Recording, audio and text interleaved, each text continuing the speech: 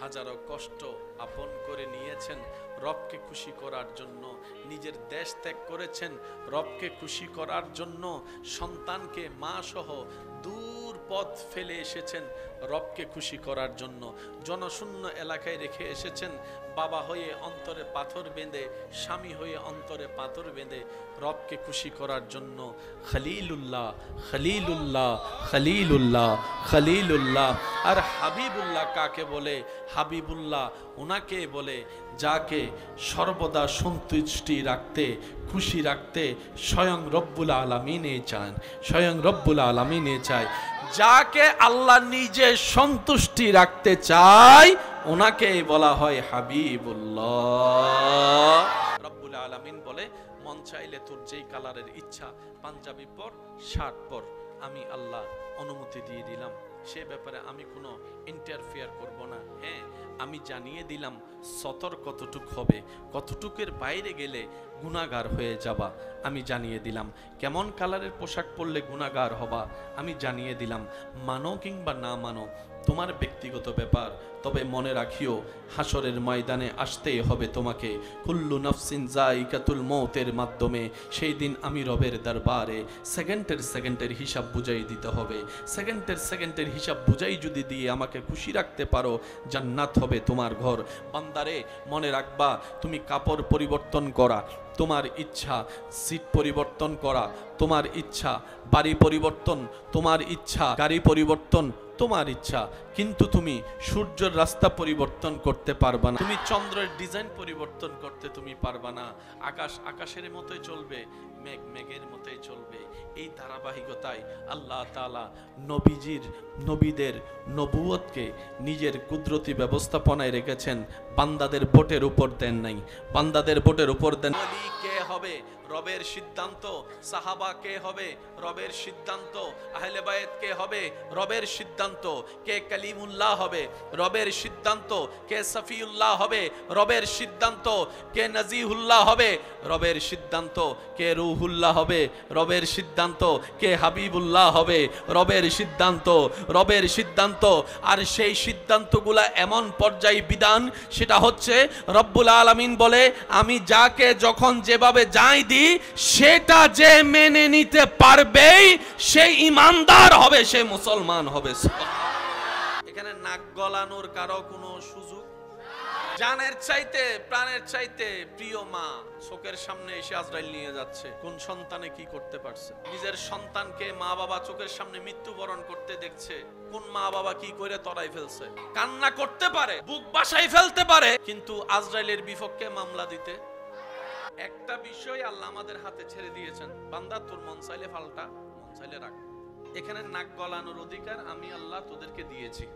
এমন কিছু বিষয় আছে যেখানে তোরা নাক গলানোর কোনো অধিকার নাই। তোদের মন না চাইলেও সূর্য পূর্ব দিকেই উঠবে, পশ্চিম দিকে অস্ত যাবে। রব্বুল আলামিন বলে, তোদের মন না চাইলেও সেই চন্দ্রটা এই চিকন আকার থেকে আস্তে আস্তে গোলাকার ধারণ হবে, তোদের ভালো লাগলেও দেখতে হবে, না লাগলেও দেখতে হবে। রব্বুল আলামিন বলে, সেই সাগর নদীর জোয়ার ভাটা তোদের মন মতো টাইমে হবে না।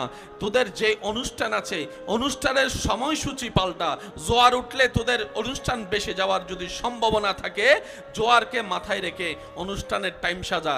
টাইম অনুষ্ঠানের কারণে জোয়ার কখনো বাটা হবে না, বাটা কখনো জোয়ার হবে না। সুবহানাল্লাহ। তাহলে কিছু সেক্টর বান্দাদের হাতে আছে, কিছু সেক্টর বান্দাদের হাতে, আর বান্দাদের হাতে যা নাই তা মেনে নেওয়ার নামই ঈমান, মেনে নেওয়ার নামই মুসলমান।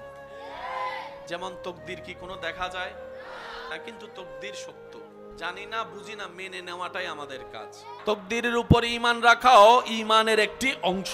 আল্লাহ তাআলার দয়ায় নিয়ামত পেয়ে হাতের লাঠি আল্লাহর হুকুমে দিলেন বাড়ি, 12টা নহর হয়ে গেছে।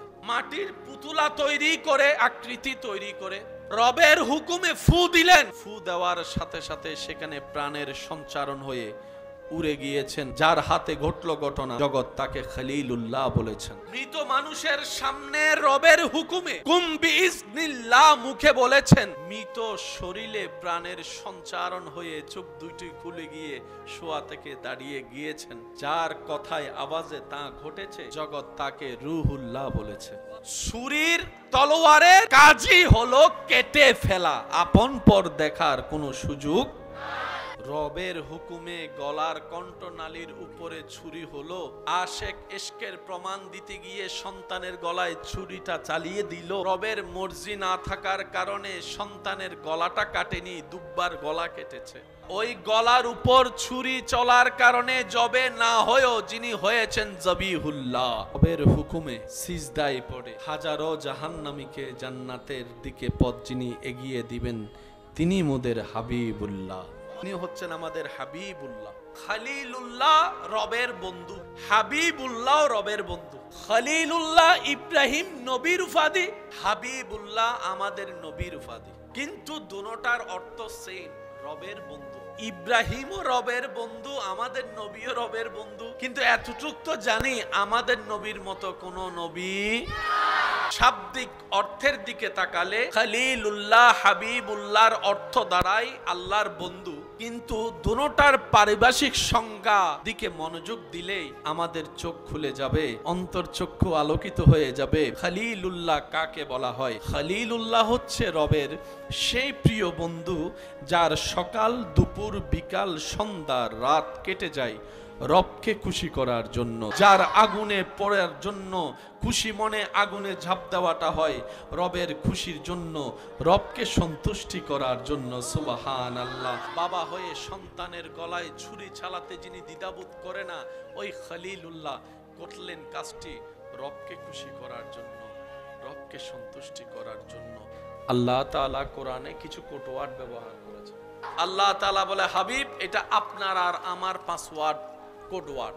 এই কোডওয়ার্ড আর কেউ বুঝবে না। খানে মুস্তাফা, অন্য নবীদের উপরে কিতাব আসা, কিতাব নেওয়া। মুসা নবী বললেন, আল্লাহ আমাকে একটা কিতাব দাও, বুঝার জন্য বলা। আল্লাহ আমাকে একটা আদেশ দাও, আমার সাথে একটু কথা বলো, আমাকে একটা আয়াত দাও। রব বলে যে নিতে যদি চাও তুর পাহাড়ে আসো।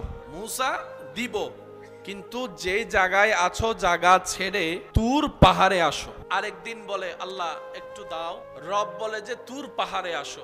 যেখানেই থাকো মাঠ ছেড়ে তুর পাহাড়ে আসো, এলাকাটা ছেড়ে তুর পাহাড়ে আসো, যে দেশে থাকো না কেন দেশটা ছেড়ে তুর পাহাড়ে আসো, বিছানা ছেড়ে তুর পাহাড়ে আসো, জায়গা ছেড়ে তুর পাহাড়ে আসো, ক্ষেতের চাষের জায়গা ছেড়ে তুর পাহাড়ে আসো। যদি নিতে চাও, যদি বাণী নিতে চাও, কথা বলতে চাও, কিতাব নিতে চাও, আয়াত নিতে চাও, শর্ত একটাই, যেখানে আছো ওইখান থেকে এখানে আসো। অন্য নবীর বেলায় ওইখানে আসো, ওখানে আসো, ওখানে আসো। যখন আপনার আমার হাবিব নবী রাহমাতুল লিল আলামিনের বেলায় আসলো, নবী রাহমাতুল লিল আলামিনের সময়ের বেলায় আসলো, জিবরাইল বলে আল্লাহ কোন জায়গাটা বলবো যেখানে আপনার হাবিবকে আসতে বলবো, আপনার হাবিবকে আসতে বলবো। রব বলে যে খবরদার, এটা কালিমুল্লাহ নয়, এটা রূহুল্লাহ নয়, এটা সফিউল্লাহ নয়, এটা নাজিহুল্লাহ নয়, এটা আমার হাবিবুল্লাহ, আমার হাবিবুল্লাহ। খবরদার, খবরদার, নির্দিষ্ট কোনো জায়গা সীমাবদ্ধ আমি রব ওনার জন্য রাখিনি। আমার হাবিব যেখানে থাকবে আমার কালাম নিয়ে তুমি জিবরাইল সেটাই যাবে, সেটাই যাবে। আমার হাবিব যখন থাকবে মক্কায়, তুমি আয়াত নিয়ে চলে যাবা মক্কায়। হাবিব যখন যাবে মদিনায়, তুমি নিয়ে যাবা মদিনায়।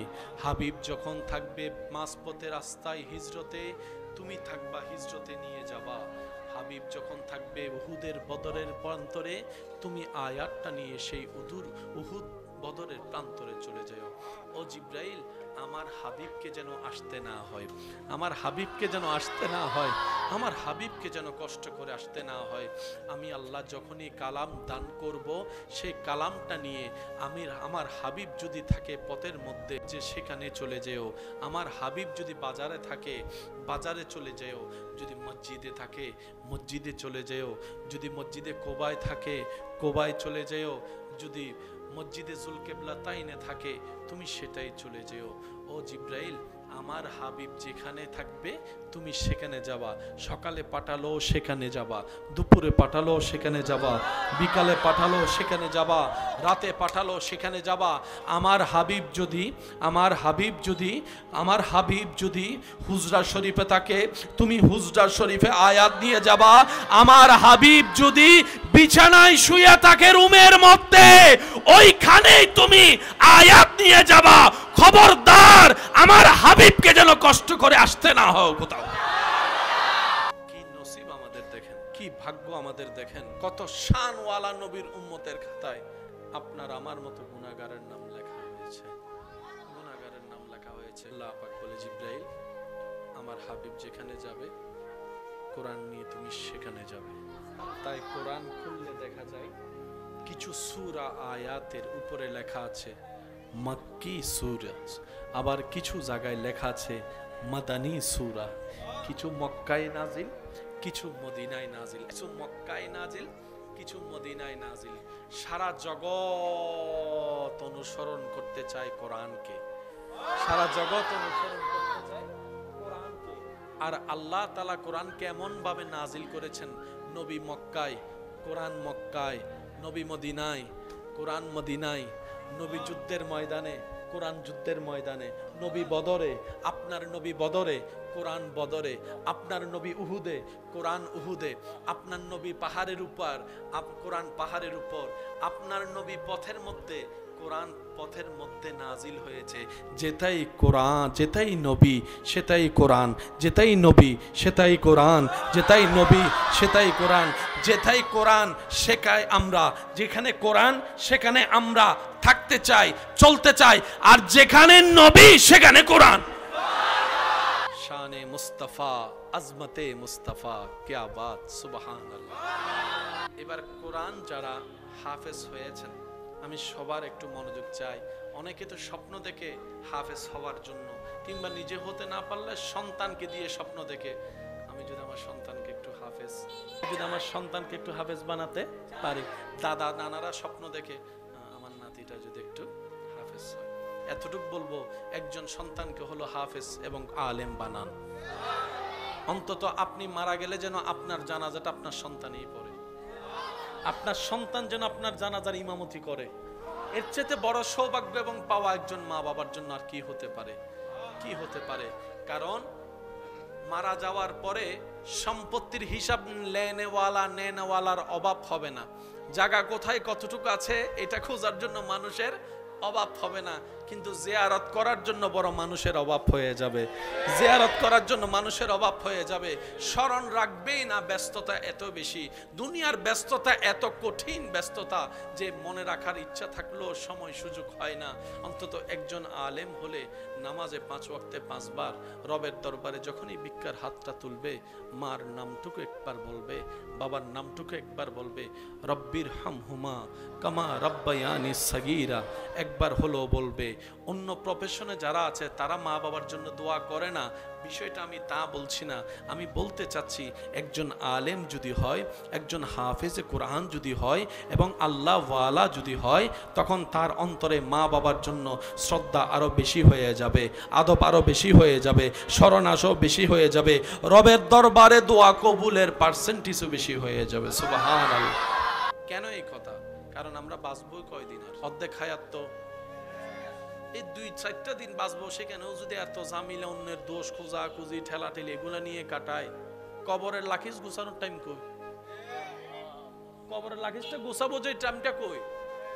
কামাই আমরা 10 টাকার সওয়াব, বাকি কইরা রাখি 100 টাকা। কিছু সওয়াব নষ্ট করে ফেলি রিয়ার কারণে, কিছু সওয়াব নষ্ট করে ফেলি অহংকারের কারণে, কিছু সওয়াব নষ্ট করে ফেলি গুনাহ করে করে, কিছু সওয়াব নষ্ট করে ফেলি মানুষের বদনাম করে করে।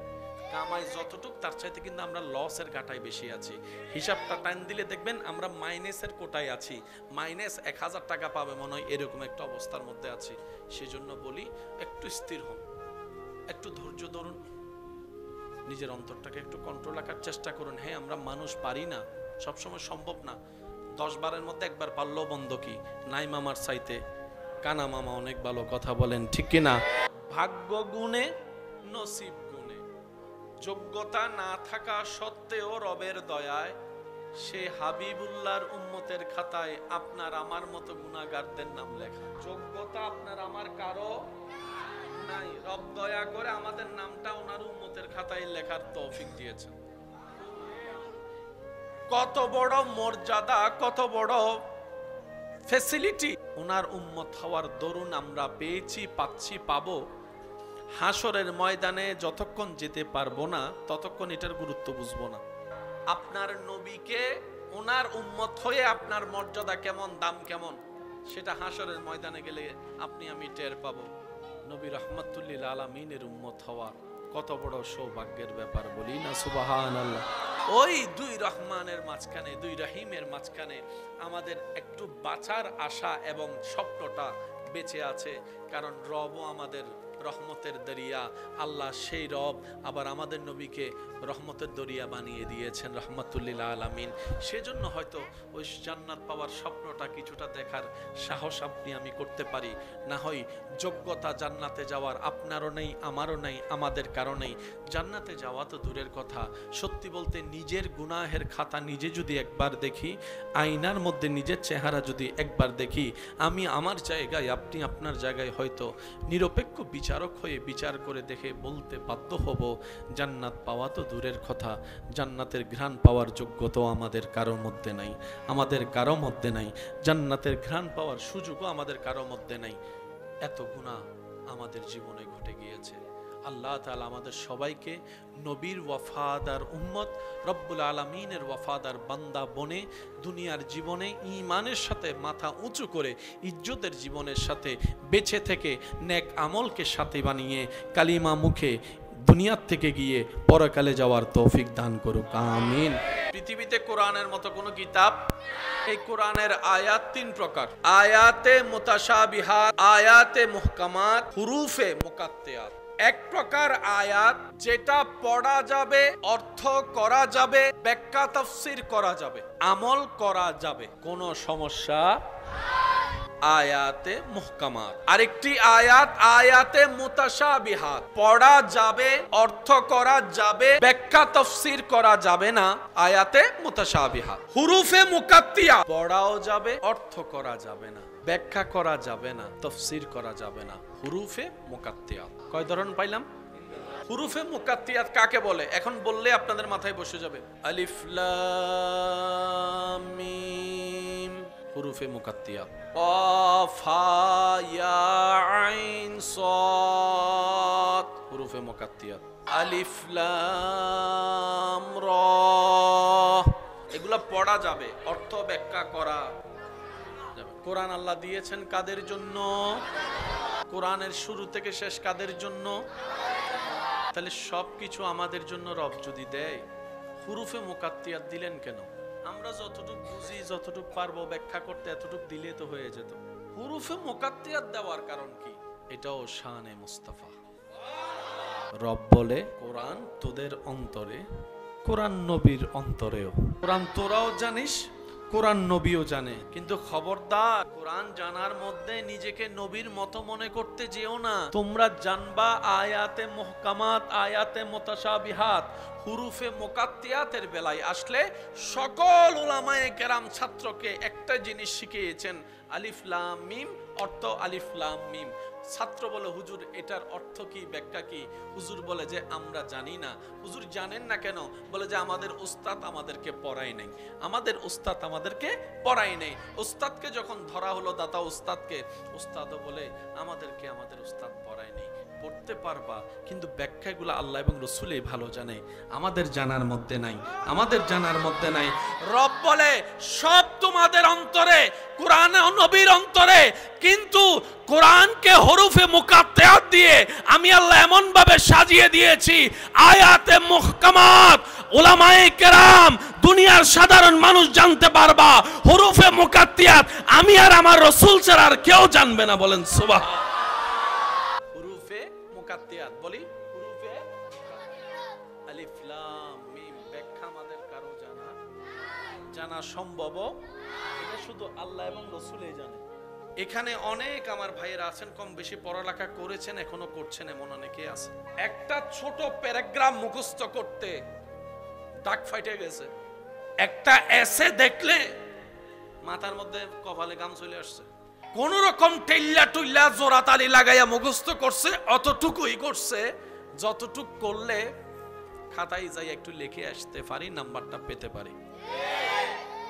তাও এখানে যাওয়ার পরে যখন প্রথম লাইন ভুলে যায়, ক্লাস 9, 10, 8 এর মধ্যে 7 এর মধ্যে যা মুখস্থ করছে এখন আর মনে আছে? কিন্তু 6-7 বছরের বাচ্চা কোরআন মুখস্থ করে আজীবন মনে থাকে।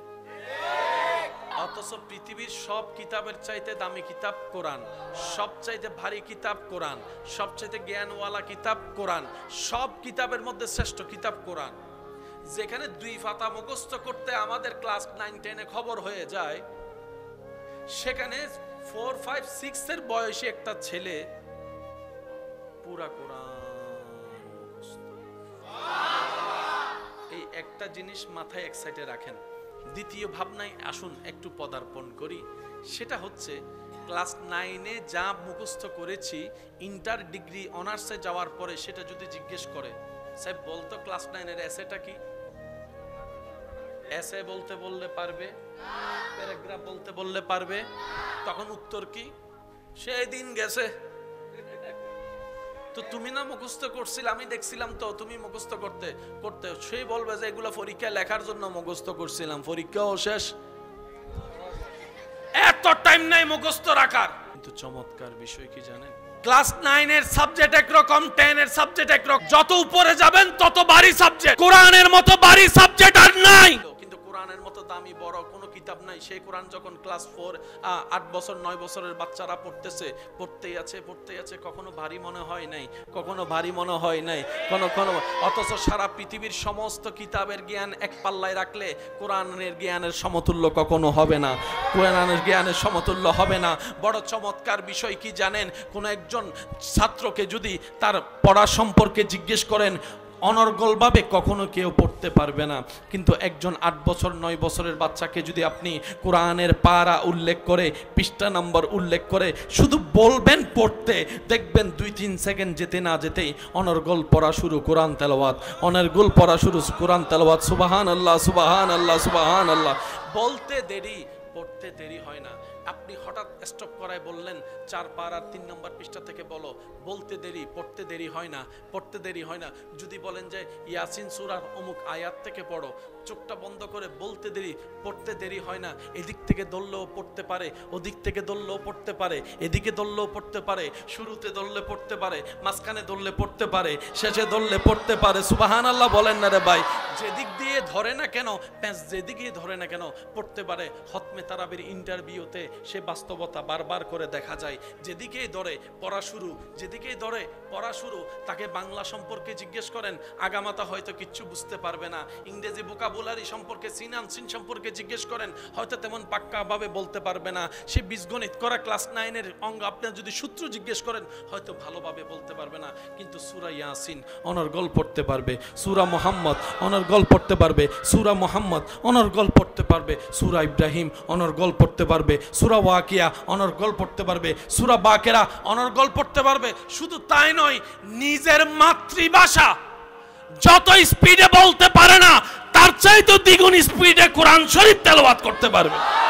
নিজের মাতৃভাষাও এত স্পিডে বলতে পারে না। কোরআন যত তাড়াতাড়ি।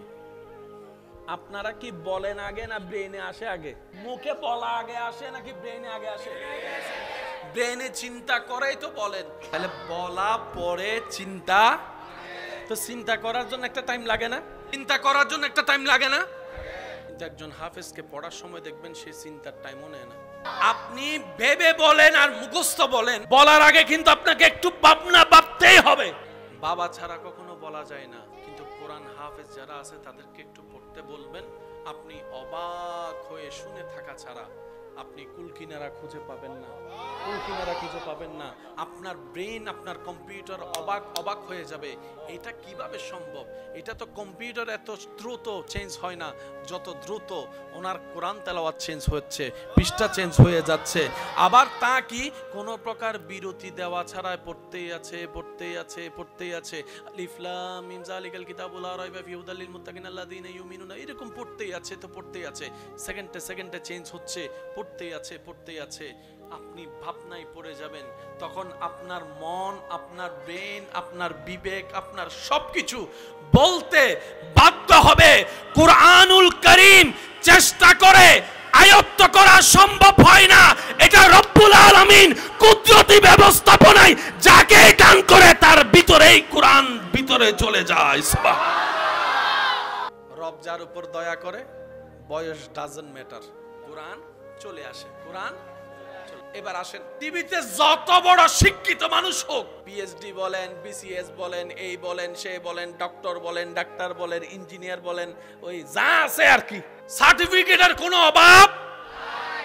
সুতরাং ওনার চাকরি পাওয়ারও তেমন কঠিন বিষয়, বেতনও তেমন কম হবে না। অনেক বলেন না, যার সার্টিফিকেট বেশি তার অভিজ্ঞতা বেশি হলো তা আরো বেশি। চাকরি পাওয়ার আগের দিন হঠাৎ করে উনি, সার্টিফিকেটের কোনো অভাব নাই, কিন্তু ব্রেন আগের মতো কাজ, চাকরি দিবে আর কেউ? স্যার স্যার আসেন, স্যার অফিসটা আপনার, স্যার আপনি সপ্তাহে 3 দিন ক্লাস করলেও হবে। কেন? ওনাকে যা দিয়ে হায়ার করেছেন সবগুলা যেখানে সেভ ছিল সেই জায়গাটাই। এখন উনি আর আগের মতো কম্পিউটার চালাইতে পারে, আগের মতো ছাত্র পড়াইতে পারে, আগের মতো ইঞ্জিনিয়ারিং করতে পারে, আগের মতো কাজ করতে পারে, আগের মতো ডাক্তারি করতে পারে। আর এরকম মানুষ যদি ডাক্তারি করে, অপারেশন ছুরি আর গোস্ত কাটা ছুরি কিন্তু এক না। ডাক্তারের স্ক্রু ঢিলা হয়ে গেলে আর ডাক্তারি চলে, কারণ ওনার কাছে আর ওষুধের কথা মনে। কিন্তু আপনি হয়তো দেখেছেন, অনেকভাবে না হয় দেখবেন, কোরআনে হাফেজ পাগল হলেও সব ভুলে যায়, চিনে না কোরআন অনর্গল। ডাক্তার বলতে পারে, ইঞ্জিনিয়ার বলতে পারে, কোরআনে হাফেজ কিন্তু অনর্গল। তার কারণ হচ্ছে পৃথিবীর সমস্ত বড় বড় জ্ঞানী জ্ঞানটাকে স্টক করে রাখে ব্রেইনের করে, কিন্তু কোরআনে হাফেজের হেফজটা, কোরআনটা ব্রেইনে স্টক হয় না, এটা কলবে স্টক হয়, সিনার মধ্যে স্টক হয়ে যায়। সুবহানাল্লাহ। যার কারণে ব্রেন পাগল হলেও দিলটা ঠিকই থাকে। উনি সাদা কালো না চিনলেও কোরআন তেলাওয়াত ঠিকভাবে করতে পারে, কোরআন তেলাওয়াত ঠিকভাবে করতে পারে, কোরআন সিনার মধ্যে মজুদ হয়। চিৎকার দিয়ে বলেন সুবহানাল্লাহ। আল্লাহ তাআলা আমাদের নবীকে যতটুকু স্পেশাল পাওয়ার মুআজিজা দান করেছেন, সেই মুআজিজার লিস্টের মধ্যে অন্যতম মুআজিজা হচ্ছে কোরআনুল কারীম। একজন সন্তানকে হলো কোরআনে হাফেজ বানানোর চেষ্টা করবেন, আলেম বানানোর চেষ্টা করবেন। ওই যে বলেছিলাম, আপনার জানাজার জন্য আপনার আলেম ছেলেটাই পড়ায়, আপনার হাফেজ ছেলেটাই পড়ায়। এটা একজন মা বাবার জন্য অনেক বড় পাওয়া হবে। কি বলেন আপনারা? তো ভালো কাজে বাঁধা বেশি, ভালো কাজে কষ্টও বেশি। কথা বলেন ঠিক কিনা? দুধের মতো শক্তিশালী পাওয়ারফুল খাবার তেমন নাই, কিন্তু দুধওয়ালার দুধ মানুষের ঘরে গিয়ে গিয়ে ভিক্ষুকের মতো ব্যস্ত হয়। মদের মধ্যে ক্ষতির কোনো অভাব নাই, দুনিয়াবিও ক্ষতি, আখেরাতেরও ক্ষতি, ব্রেনেরও ক্ষতি, শরীরেরও ক্ষতি, লিভারের ক্ষতি, ক্ষতি আর ক্ষতি। আর সেই মদটা ওইখানে গিয়ে সিরিয়ালে দৌড়ে অনেক টাকা দিয়ে টোকেন নিয়ে তারপরে কিনতে হয়। দুধ বিক্রি করতে গেলে 1000 বার জিজ্ঞেস করে, পানি মিশাইছস মনে হয়? দুধের কেজি কত? 80 টাকা। 20 টাকা দিবিনি ক। আর মদের বেলায় বলে যে 200 ন, 500 হইলে 500, 1000 হইলে 1000, 5000 হইলে 5000 দে, ল দে। তো যেখানে আমাদের অবস্থা এই জায়গায়, সেখানে জান্নাত আসা না, স্বপ্ন দেখা কল্পনার বাইরে হওয়া দরকার। কিন্তু তারপরেও মনের কোণার মধ্যে 1000 অপরাধ করার পরও একটা আশার বাতি জ্বলে এই কারণে, কারণ আমাদের রব হচ্ছেন রহমানুর রহিম, আমাদের নবী হচ্ছে রাহমাতুল লিল আলামিন রউফুর রহিম। চিৎকার দিয়ে বলেন সুবহানাল্লাহ।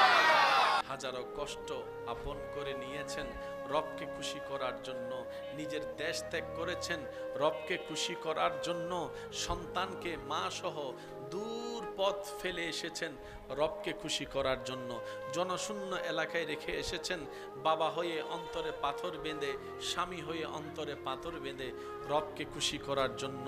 খলিলুল্লাহ খলিলুল্লাহ খলিলুল্লাহ খলিলুল্লাহ। আর হাবিবুল্লাহ কাকে বলে? হাবিবুল্লাহ ওনাকে বলে যাকে সর্বদা সন্তুষ্টি রাখতে, খুশি রাখতে স্বয়ং রব্বুল আলামিনে চান, স্বয়ং রব্বুল আলামিনে চায়। যাকে আল্লাহ নিজে সন্তুষ্টি রাখতে চায় ওনাকে বলা হয় হাবিবুল্লাহ। রব্বুল আলামিন বলে মন চাইলে তোর যেই কালারের ইচ্ছা পাঞ্জাবি পর, শার্ট পর, আমি আল্লাহ অনুমতি দিয়ে দিলাম।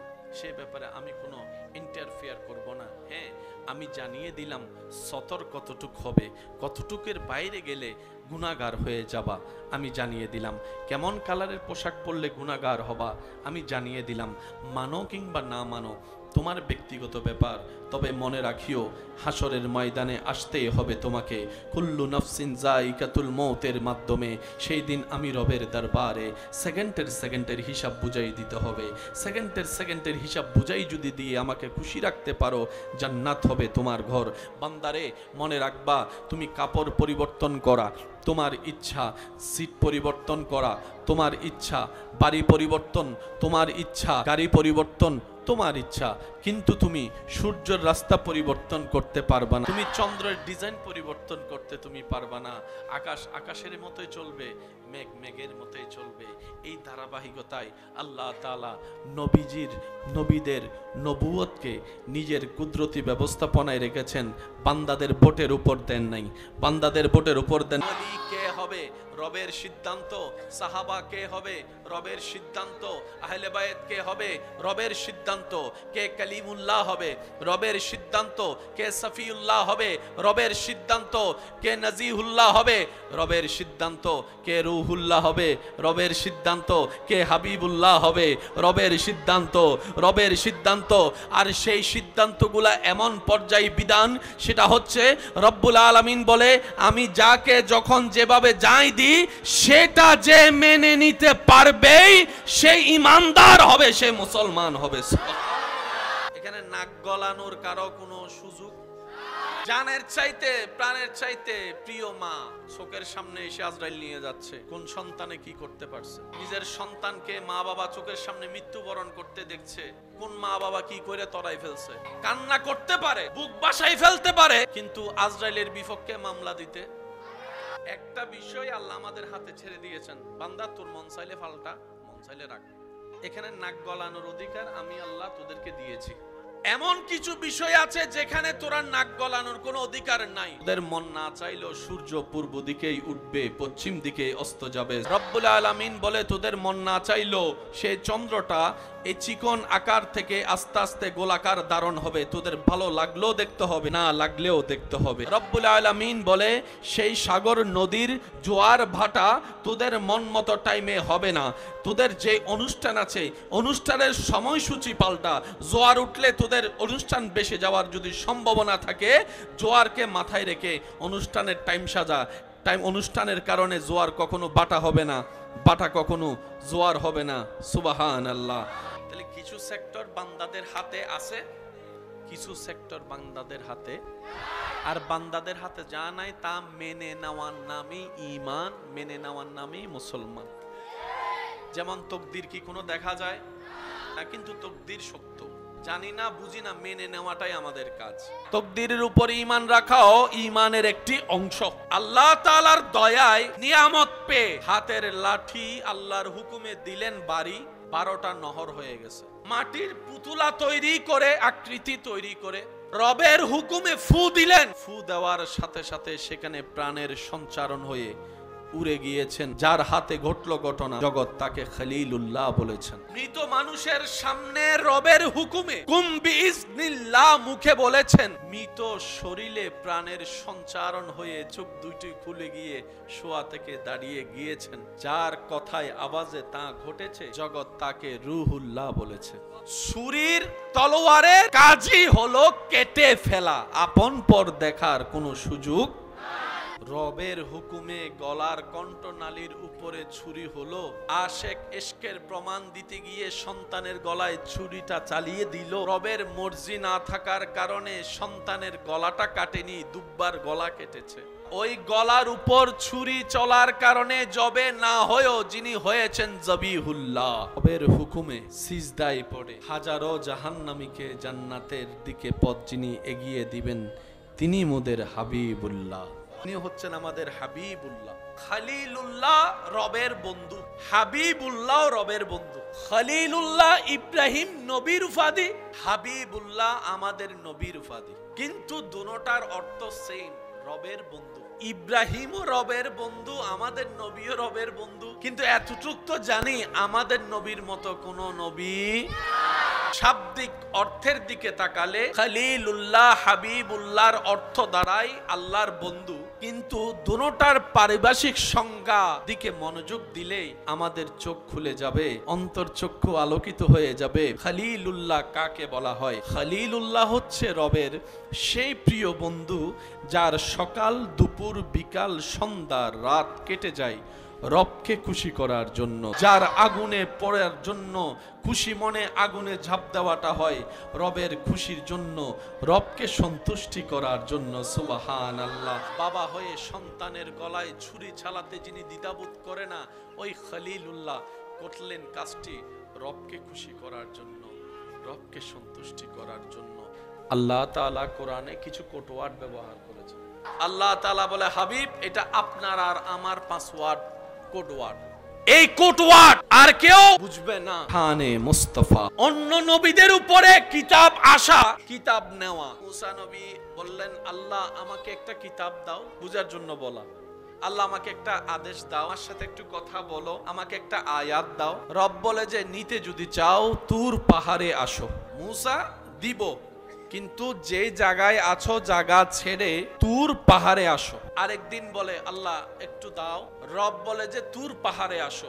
যেখানেই থাকো মাঠ ছেড়ে তুর পাহাড়ে আসো, এলাকাটা ছেড়ে তুর পাহাড়ে আসো, যে দেশে থাকো না কেন দেশটা ছেড়ে তুর পাহাড়ে আসো, বিছানা ছেড়ে তুর পাহাড়ে আসো, জায়গা ছেড়ে তুর পাহাড়ে আসো, ক্ষেতের চাষের জায়গা ছেড়ে তুর পাহাড়ে আসো।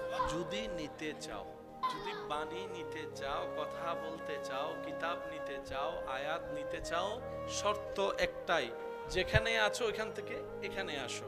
অন্য নবীর বেলায় ওইখানে আসো, ওখানে আসো, ওখানে আসো। যখন আপনার আমার হাবিব নবী রাহমাতুল লিল আলামিনের বেলায় আসলো, নবী রাহমাতুল লিল আলামিনের সময়ের বেলায় আসলো, জিবরাইল বলে আল্লাহ কোন জায়গাটা বলবো যেখানে আপনার হাবিবকে আসতে বলবো, আপনার হাবিবকে আসতে বলবো। রব বলে যে খবরদার, এটা কালিমুল্লাহ নয়, এটা রূহুল্লাহ নয়, এটা সফিউল্লাহ নয়, এটা নাজিহুল্লাহ নয়, এটা আমার হাবিবুল্লাহ, আমার হাবিবুল্লাহ। খবরদার, খবরদার, নির্দিষ্ট কোনো জায়গা সীমাবদ্ধ আমি রব ওনার জন্য রাখিনি।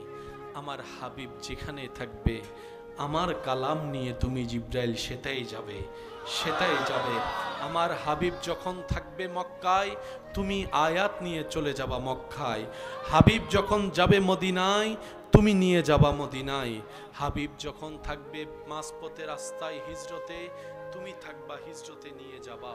হাবিব যখন থাকবে উহুদের বদরের প্রান্তরে, তুমি আয়াতটা নিয়ে সেই উহুদ বদরের প্রান্তরে চলে যাও। ও জিবরাইল, আমার হাবিবকে যেন আসতে না হয়, আমার হাবিবকে যেন আসতে না হয়, আমার হাবিবকে যেন কষ্ট করে আসতে না হয়। আমি আল্লাহ যখনই কালাম দান করব, সেই কালামটা নিয়ে আমার হাবিব যদি থাকে পথের মধ্যে, যে সেখানে চলে যেও। আমার হাবিব যদি বাজারে থাকে, বাজারে চলে যেও। যদি মসজিদে থাকে, মসজিদে চলে যেও। যদি মসজিদে কোবায় থাকে, কোবায় চলে যেও। যদি মসজিদে জুলকেবলাতাইনে থাকে, তুমি সেটাই চলে যেও। ও জিবরাইল, আমার হাবিব যেখানে থাকবে তুমি সেখানে যাবা। সকালে পাঠালো সেখানে যাবা, দুপুরে পাঠালো সেখানে যাবা, বিকালে পাঠালো সেখানে যাবা, রাতে পাঠালো সেখানে যাবা। আমার হাবিব যদি হুজরা শরীফে থাকে, তুমি হুজরা শরীফে আয়াত নিয়ে যাবা। আমার হাবিব যদি বিছানায় শুয়ে থাকে রুমের মধ্যে, ওইখানেই তুমি আয়াত নিয়ে যাবা। খবরদার আমার হাবিবকে যেন কষ্ট করে আসতে না হয় কোথাও। কি নসিব আমাদের দেখেন, কি ভাগ্য আমাদের দেখেন। কত শানওয়ালা নবীর উম্মতের খাতায় আপনার আমার মতো গুনাহগারের নাম লেখা হয়েছে, গুনাহগারের নাম লেখা হয়েছে। আল্লাহ পাক বলে, জিব্রাইল, আমার হাবিব যেখানে যাবে কোরআন নিয়ে তুমি সেখানে যাবে। তাই কোরআন খুললে দেখা যায় কিছু সূরা আয়াতের উপরে লেখা আছে মক্কি সূরা, আবার কিছু জায়গায় লেখা আছে মাদানী সূরা। কিছু মক্কায় নাজিল, কিছু মদিনায় নাজিল, কিছু মক্কায় নাজিল, কিছু মদিনায় নাজিল। সারা জগৎ অনুসরণ করতে চায় কোরআনকে, সারা জগৎ অনুসরণ করতে চায় কোরআনকে। আর আল্লাহ তাআলা কোরআনকে এমন ভাবে নাজিল করেছেন, নবী মক্কায়, কোরআন মক্কায়, নবী মদিনায়, কোরআন মদিনায়, নবী যুদ্ধের ময়দানে, কোরআন যুদ্ধের ময়দানে, নবী বদরে, আপনার নবী বদরে, কোরআন বদরে, আপনার নবী উহুদে, কোরআন উহুদে, আপনার নবী পাহাড়ের উপর, কোরআন পাহাড়ের উপর, আপনার নবী পথের মধ্যে, কোরআন পথের মধ্যে নাজিল হয়েছে। যেটাই কোরআন, যেটাই নবী সেটাই কোরআন, যেটাই নবী সেটাই কোরআন, যেটাই নবী সেটাই কোরআন, যেটাই কোরআন শেখায় আমরা। যেখানে কোরআন সেখানে আমরা থাকতে চাই, চলতে চাই। আর যেখানে নবী সেখানে কোরআন। শানে মুস্তাফা, আজমতে মুস্তাফা, क्या बात, সুবহানাল্লাহ। এবার কোরআন যারা হাফেজ হয়েছেন, আমি সবার একটু মনোযোগ চাই। অনেকে তো স্বপ্ন দেখে হাফেজ হওয়ার জন্য, কিংবা নিজে হতে না পারলে সন্তানকে দিয়ে স্বপ্ন দেখে, আমি যদি আমার সন্তানকে একটু হাফেজ বানাতে পারি। দাদা নানারা স্বপ্ন দেখে আমার নাতিটা যদি একটু হাফেজ হয়। এতটুকু বলবো, একজন সন্তানকে হলো হাফেজ এবং আলেম বানান। অন্তত আপনি মারা গেলে যেন আপনার জানাজাটা আপনার সন্তানই পড়ে, আপনার সন্তান যেন আপনার জানাজার ইমামতি করে। এর চেয়ে বড় সৌভাগ্য এবং পাওয়া একজন মা বাবার জন্য আর কি হতে পারে, কি হতে পারে। কারণ মারা যাওয়ার পরে সম্পত্তির হিসাব নেনেওয়ালার অভাব হবে না। জায়গা কোথায় কতটুকু আছে এটা খোঁজার জন্য মানুষের অভাব হবে না, কিন্তু জিয়ারত করার জন্য বড় মানুষের অভাব হয়ে যাবে, জিয়ারত করার জন্য মানুষের অভাব হয়ে যাবে। স্মরণ রাখবেই না, ব্যস্ততা এত বেশি, দুনিয়ার ব্যস্ততা এত কঠিন ব্যস্ততা যে মনে রাখার ইচ্ছা থাকলেও সময় সুযোগ হয় না। অন্তত একজন আলেম হলে নামাজে 5 ওয়াক্তে 5 বার রবের দরবারে যখনই ভিক্ষার হাতটা তুলবে, মার নামটুকু একবার বলবে, বাবার নামটুকু একবার বলবে, রব্বির হামহুমা কামা রব্বায়ানি সাগীরা, একবার হলো বলবে। অন্য প্রফেশনে যারা আছে তারা মা বাবার জন্য দোয়া করে না, বিষয়টা আমি তা বলছি না। আমি বলতে চাচ্ছি, একজন আলেম যদি হয়, একজন হাফেজে কোরআন যদি হয় এবং আল্লাহ ওয়ালা যদি হয়, তখন তার অন্তরে মা বাবার জন্য শ্রদ্ধা আরও বেশি হয়ে যাবে, আদব আরও বেশি হয়ে যাবে, শরণাসও বেশি হয়ে যাবে, রবের দরবারে দোয়া কবুলের পার্সেন্টেজও বেশি হয়ে যাবে। সুবহানাল্লাহ। কেন এই কথা? কারণ আমরা বাঁচবই কয়দিন, আর অর্ধেক হায়াত তো এই 2-4টা দিন বাঁচবো, সেখানেও যদি এত ঝামেলা, অন্যের দোষ খোঁজা খুঁজি, ঠেলাঠেলি এগুলা নিয়ে কাটায়, কবরের লাখিস গোছানোর টাইম কই? কবরের লাখিসটা গোছাবো যে টাইমটা কই?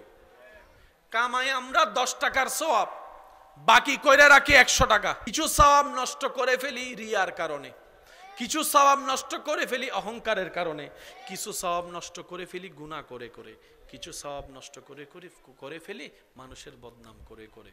কামাই যতটুক তার চাইতে কিন্তু আমরা লসের ঘাটায় বেশি আছি। হিসাবটা টাইম দিলে দেখবেন আমরা মাইনাসের কোটায় আছি, মাইনাস 1000 টাকা পাবে মনে হয়, এরকম একটা অবস্থার মধ্যে আছি।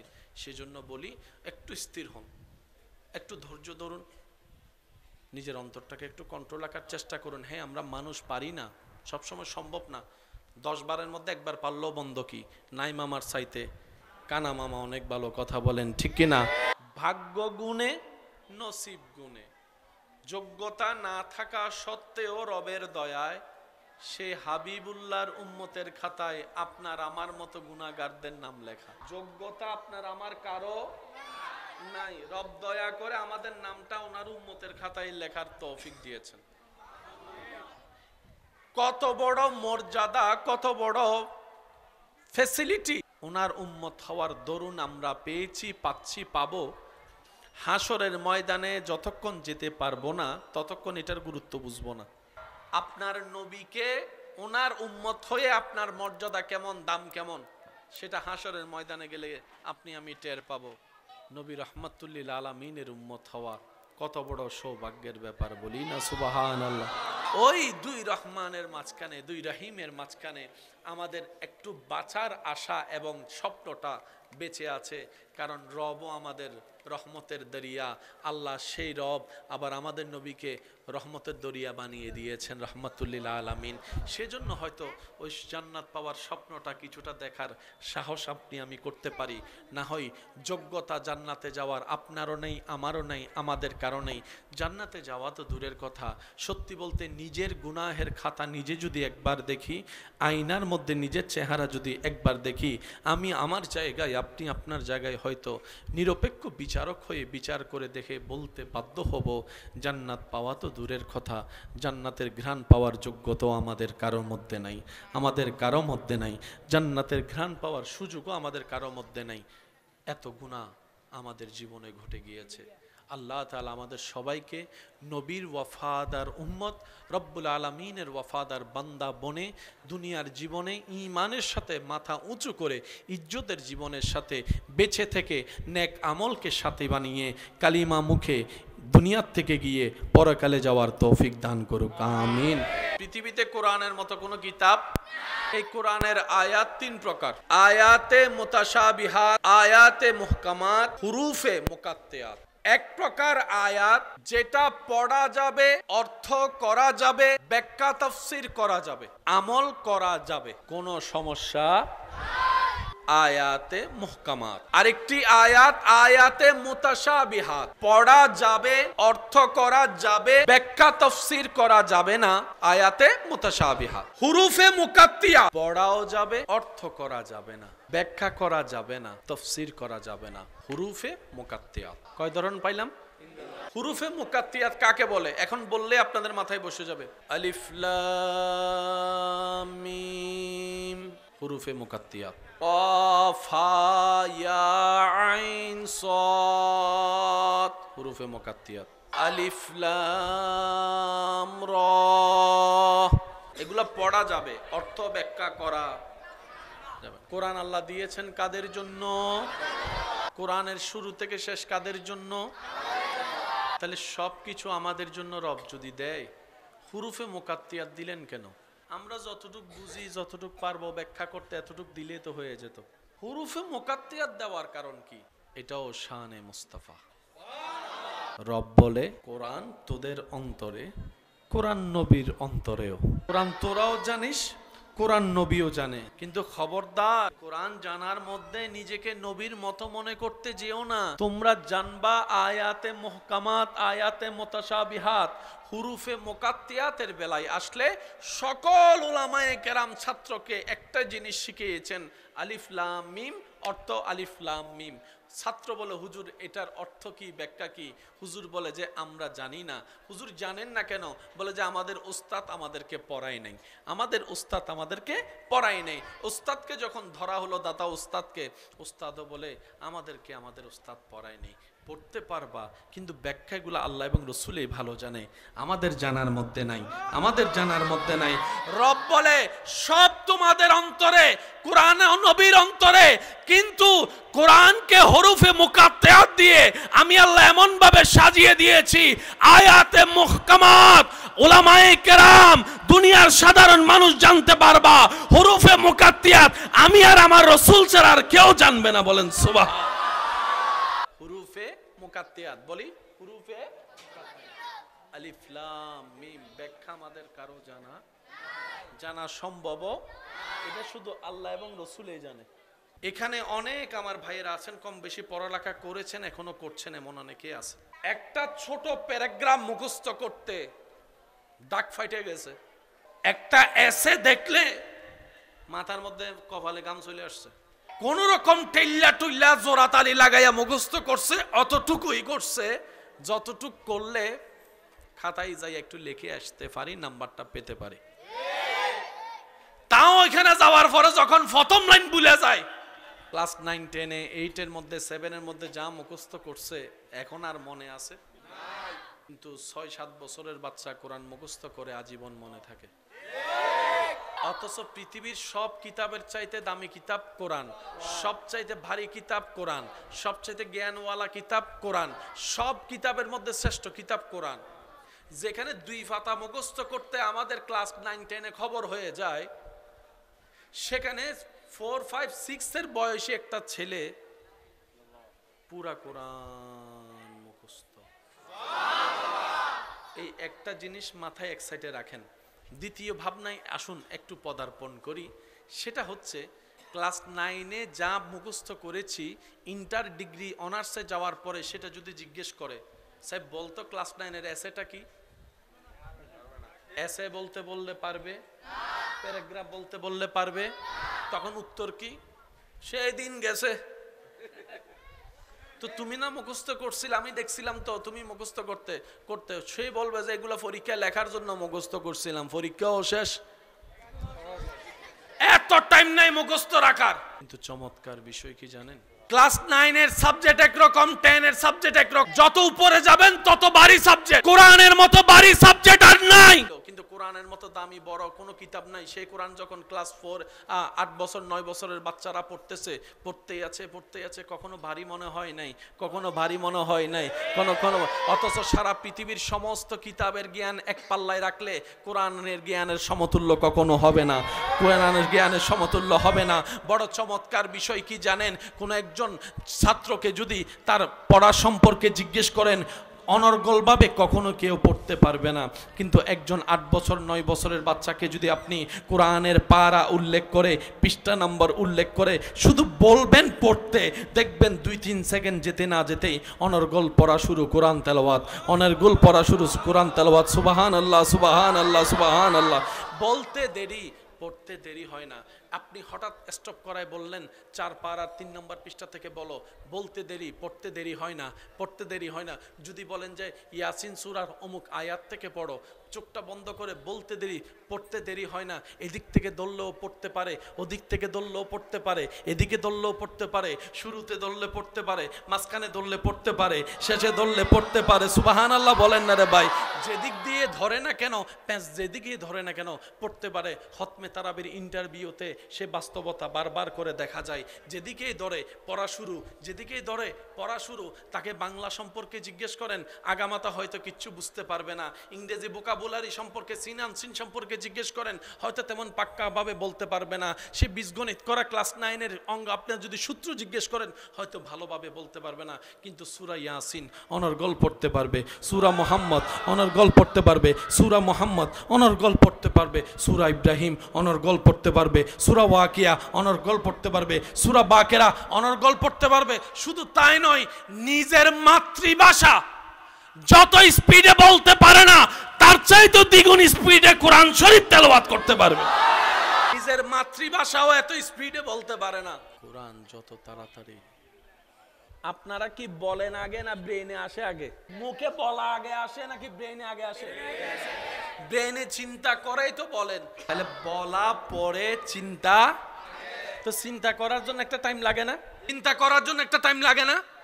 কিন্তু একজন হাফেজকে পড়ার সময় দেখবেন সে চিন্তার টাইমও নেয় না। আপনি ভেবে বলেন আর মুখস্থ বলেন, বলার আগে কিন্তু আপনাকে একটু ভাবতেই হবে। বাবা ছাড়া কখনো বলা যায় না। কিন্তু কোরআন হাফেজ যারা আছে তাদেরকে একটু পড়তে বলবেন, আপনি অবাক হয়ে শুনে থাকা ছাড়া আপনি কুলকিনারা খুঁজে পাবেন না, কুলকিনারা খুঁজে পাবেন না। আপনার ব্রেন, আপনার কম্পিউটার অবাক হয়ে যাবে, এটা কিভাবে সম্ভব? এটা তো কম্পিউটার এত দ্রুত চেঞ্জ হয় না যত দ্রুত ওনার কোরআন তেলাওয়াত চেঞ্জ হচ্ছে, পৃষ্ঠা চেঞ্জ হয়ে যাচ্ছে। আবার তা কি কোনো প্রকার বিরতি দেওয়া ছাড়াই পড়তেই আছে। আলিফ লাম মিম যালিকাল কিতাবুল লা রাইবা ফিহি হুদাল লিল মুত্তাকিন আল্লাযীনা ইউমিনুনা, এরকম পড়তেই আছে। সেকেন্ডে চেঞ্জ হচ্ছে, পড়তেই আছে। আপনি ভাবনায় পড়ে যাবেন, তখন আপনার মন, আপনার ব্রেন, আপনার বিবেক, আপনার সবকিছু বলতে বাধ্য হবে কুরআনুল কারীম চেষ্টা করে আয়ত্ত করা সম্ভব হয় না। এটা রব্বুল আলামিন কুদরতি ব্যবস্থাপনায় যাকে দান করে তার ভিতরেই কোরআন ভিতরে চলে যায়। সুবহানাল্লাহ। রব যার উপর দয়া করে বয়স ডাজন্ট ম্যাটার, কোরআন চলে আসে, কোরআন। এবার আসেন, টিভিতে যত বড় শিক্ষিত মানুষ হোক, পিএইচডি বলেন, বিসিএস বলেন, এই বলেন, সে বলেন, ডক্টর বলেন, ডাক্তার বলেন, ইঞ্জিনিয়ার বলেন, ওই যা আছে আর কি, সার্টিফিকেটের কোনো অভাব নাই। সুতরাং ওনার চাকরি পাওয়ারও তেমন কঠিন বিষয়, বেতনও তেমন কম হবে না। অনেক বলেন না, যার সার্টিফিকেট বেশি তার অভিজ্ঞতা বেশি হলো তা আরো বেশি। চাকরি পাওয়ার আগের দিন হঠাৎ করে উনি, সার্টিফিকেটের কোনো অভাব নাই, কিন্তু ব্রেন আগের মতো কাজ করে না। চাকরি দিবে আর কেউ? স্যার স্যার আসেন, স্যার অফিসটা আপনার, স্যার আপনি সপ্তাহে 3 দিন ক্লাস করলেও হবে। কেন?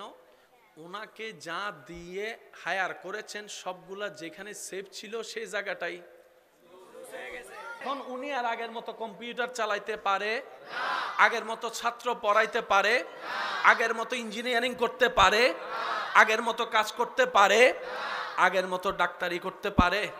আর এরকম মানুষ যদি ডাক্তারি করে, অপারেশন ছুরি আর গোস্ত কাটা ছুরি কিন্তু এক না। ডাক্তারের স্ক্রু ঢিলা হয়ে গেলে আর ডাক্তারি চলে না, কারণ ওনার কাছে আর ওষুধের কথা মনে নাই। কিন্তু আপনি হয়তো দেখেছেন, অনেকভাবে না হয় দেখবেন, কোরআনে হাফেজ পাগল হলেও সব ভুলে যায়, চিনে না কোরআন অনর্গল। ডাক্তার বলতে পারে, ইঞ্জিনিয়ার বলতে পারে, কোরআনে হাফেজ কিন্তু অনর্গল। তার কারণ হচ্ছে পৃথিবীর সমস্ত বড় বড় জ্ঞানী জ্ঞানটাকে স্টক করে রাখে ব্রেইনের করে, কিন্তু কোরআনে হাফেজের হেফজটা, কোরআনটা ব্রেনে স্টক হয় না, এটা কলবে স্টক হয়, সিনার মধ্যে স্টক হয়ে যায়। সুবহানাল্লাহ। যার কারণে ব্রেন পাগল হলেও দিলটা ঠিকই থাকে। উনি সাদা কালো না চিনলেও কোরআন তেলাওয়াত ঠিকভাবে করতে পারে, কোরআন তেলাওয়াত ঠিকভাবে করতে পারে, কোরআন সিনার মধ্যে মজুদ হয়। চিৎকার দিয়ে বলেন সুবহানাল্লাহ। আল্লাহ তাআলা আমাদের নবীকে যতটুক স্পেশাল পাওয়ার মুআজিজা দান করেছেন, সেই মুআজিজার লিস্টের মধ্যে অন্যতম মুআজিজা হচ্ছে কোরআনুল কারীম। একজন সন্তানকে হলো কোরআনে হাফেজ বানানোর চেষ্টা করবেন, আলেম বানানোর চেষ্টা করবেন। ওই যে বলেছিলাম, আপনার জানাজার জন্য আপনার আলেম ছেলেটাই পড়ায়, আপনার হাফেজ ছেলেটাই পড়ায়। এটা একজন মা বাবার জন্য অনেক বড় পাওয়া হবে। কি বলেন আপনারা? তো ভালো কাজে বাঁধা বেশি, ভালো কাজে কষ্টও বেশি। কথা বলেন ঠিক কিনা? দুধের মতো শক্তিশালী পাওয়ারফুল খাবার তেমন নাই, কিন্তু দুধওয়ালার দুধ মানুষের ঘরে গিয়ে গিয়ে ভিক্ষুকের মতো বেচতে হয়। মদের মধ্যে ক্ষতির কোনো অভাব নাই, দুনিয়াবিও ক্ষতি, আখেরাতেরও ক্ষতি, ব্রেনেরও ক্ষতি, শরীরেরও ক্ষতি, লিভারের ক্ষতি, ক্ষতি আর ক্ষতি। আর সেই মদটা ওইখানে গিয়ে সিরিয়ালে দৌড়ে অনেক টাকা দিয়ে টোকেন নিয়ে তারপরে কিনতে হয়। দুধ বিক্রি করতে গেলে 1000 বার জিজ্ঞেস করে, পানি মিশাইছস মনে হয়? দুধের কেজি কত? 80 টাকা। 20 টাকা দিবিনি ক। আর মদের বেলায় বলে যে 200 ন, 500 হইলে 500, 1000 হইলে 1000, 5000 হইলে 5000 দে, ল দে। তো যেখানে আমাদের অবস্থা এই জায়গায়, সেখানে জান্নাত আসা না, স্বপ্ন দেখাও কল্পনার বাইরে হওয়া দরকার। কিন্তু তারপরেও মনের কোণার মধ্যে 1000 অপরাধ করার পরও একটু আশার বাতি জ্বলে, এই কারণে, কারণ আমাদের রব হচ্ছেন রহমানুর রহিম, আমাদের নবী হচ্ছে রাহমাতুল লিল আলামিন, রউফুর রহিম। চিৎকার দিয়ে বলেন সুবহানাল্লাহ।